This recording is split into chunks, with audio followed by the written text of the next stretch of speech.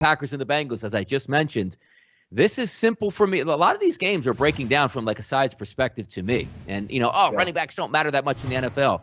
The second leading carrier in the NFL is Mixon on Cincinnati. If they're going to get T. Higgins back this week with that plethora of wide receivers, a decent tight end, and a good quarterback in Joe Burrow, the only thing you need is that dominant running back, which Joe Mixon can be. Doesn't look like he can be the dominant running back because I look at this game. It's threes across the board between the Green Bay Packers and the Cincinnati Bengals. 50s across the board with points. Do I think there's possibility of points in this game? Yes, I do. Do I think Green Bay can score? Yes, I do. But I have to tell you, if Joe Mixon was healthy, Green Bay is not stopping Cincinnati's offense. Cincinnati at home on that fast turf, they will have time to throw. They have enough weapons, and Mixon will pound them into the middle. But if he's not available to go here, that's a big chunk of that offense that is taken out. Play action, short yardage, red zone. Mixon is an absolute horse that I would need to eat in this game. I'm watching to see him later in the week because he didn't practice Wednesday, didn't practice Thursday. Keep in mind, they played last Thursday, and he was hobbled and knocked out of the game late,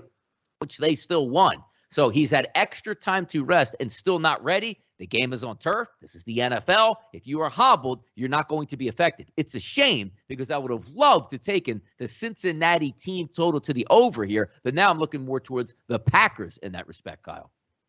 Yeah, I completely agree, and I apologize for these piece of crap Jets. When are they going to learn that our next war is not going to be fought with an Air Force? We don't need these guys practicing to fly. Like, what the hell is wrong? The money we waste and the stupidity in this country drives me absolutely insane. Now, to this game.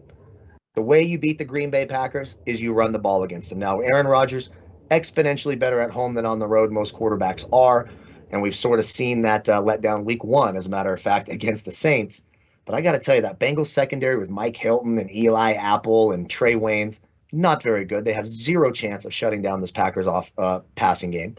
Without Joe Mixon, the Packers have an outstanding secondary. Kevin King, Jair Alexander, they're very, very good and efficient against the pass, but they stink against the run. If you're throwing out Samaje Perine instead of Joe Mixon, that's a huge, huge, huge downgrade for the Cincinnati Bengals here. So I like two plays in this game. I like the Bengals or the Packers -3, especially with no Mixon, who still hasn't practiced. So you got to imagine, even if he does play, he's not going to be 100% and get his full workload. So I like the Packers -3. It's the one I did my 2 times on in the pick 6, as a matter of fact, on the sides. And I have some interest here in this Packers team total, over 26.5 at -125 over at BetMGM. Reason being, if they're not going to have Joe Mixon and they're going to have to rely on the throw on Joe Burrow in the passing game more, there's going to be less time taken off the clock, more possessions for the Packers. I think they get to 27 points. I like that Packers team total quite a bit. You could see that pinned to my Twitter on Sunday, but I really do like Packers -3. I just don't see how the Bengals without Joe Mixon hang in this game.